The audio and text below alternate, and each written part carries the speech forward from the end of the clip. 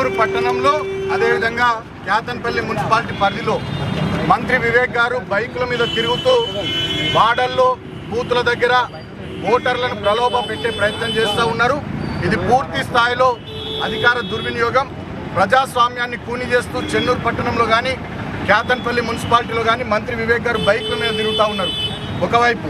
రెండవ వైపు మంత్రి వివేక్ గారి కారులో నిన్న క్యాతన్పల్లి మున్సిపాలిటీ పరిధిలో కానీ చెన్నూరు మున్సిపాలిటీ పరిధిలో కానీ ఒక్కొక్క అభ్యర్థికి 15 లక్షల రూపాయలు, అదేవిధంగా 9 రాయల్ స్టార్ కాటన్ బాటిళ్లు వాళ్ళ ఇండ్ల దగ్గరికి వెళ్ళి నిన్న పంపిణీ కూడా చేయడం జరిగింది. ఆ ఫొటోస్ కూడా మీకు చూపిస్తూ ఉన్నాం. ఈరోజు కూడా సెకండ్ వార్డు దగ్గర పెద్దింటి శ్రీనివాస్ అని చెప్పి కాంగ్రెస్ పార్టీ అభ్యర్థి బహిరంగంగా ఓటర్లకు డబ్బులు పంపుతున్నటువంటి వీడియోలు కూడా ఇవాళ బయటకు వచ్చినాయి.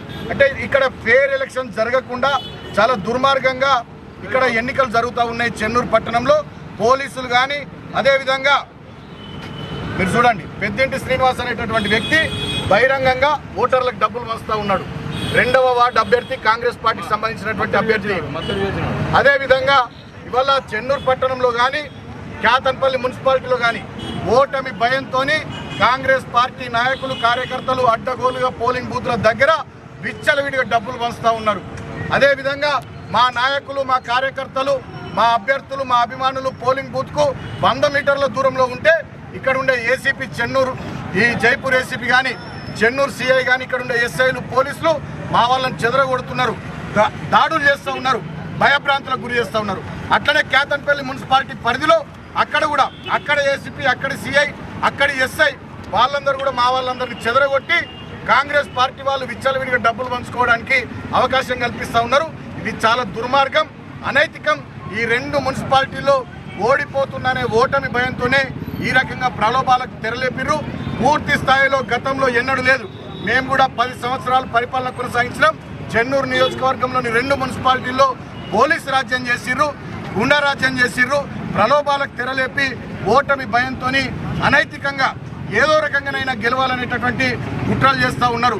దానికి నిరసనగా వాళ్ళ మా నాయకులు, కార్యకర్తలు, అదేవిధంగా మా అభ్యర్థులు వీళ్ళందరికీ మద్దతుగా ఈ పోలీసు దాష్టికానికి, ఈ మంత్రి గారు చేస్తున్నటువంటి కోడ్ ఉల్లంఘన చర్యలకు నిరసనగా అంబేద్కర్ గారి విగ్రహం దగ్గర శాంతియుతంగా నిరసన తెలపడం జరిగింది.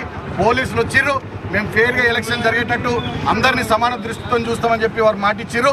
ఇచ్చిన మాట కట్టుబడి పోలీసులు 5 వరకు శాంతియుతమైనటువంటి వాతావరణంలో మా వాళ్ళని ఏమనకుండా ఫేర్గా ఎలక్షన్ జరిగేటట్టు చెన్నూరులో కానీ క్యాతన్పల్లిలో కానీ వాళ్ళు సహకరించాలి. కాంగ్రెస్ పార్టీ కార్యకర్తల్లాగా పోలీసులు సహకరించాలంటే కాకి బట్టలు తీసేసుకొని కాంగ్రెస్ బట్టలు దొరుకుకోమని కూడా నేను